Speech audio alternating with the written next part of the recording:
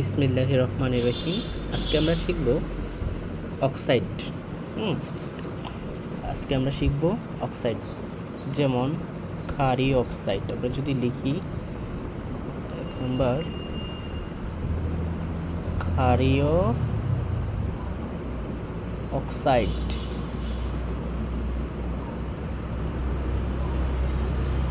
ক্ষারীয় oxide, ক্ষারীয় অক্সাইডের ভিতরে কি আছে? যেমন sodium oxide, calcium oxide, magnesium oxide,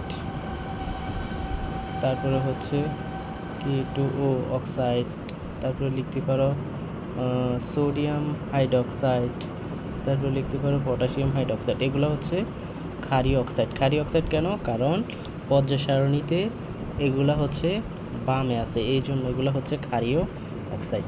এখন 2 নম্বরে যদি আমরা শিখি অম্লীয় অক্সাইড।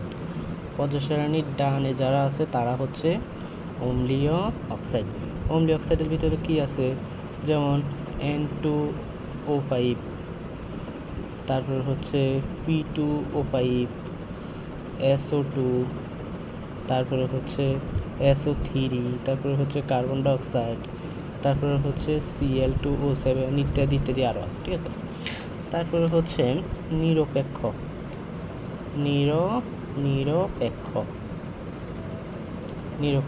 নিরপেক্ষের ভিতরে পানি, এটা আমরা সবাই জানি। তারপরে হচ্ছে উভয়ধর্মী,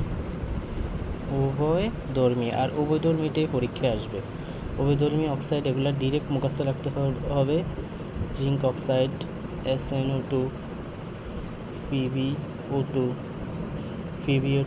MnO2,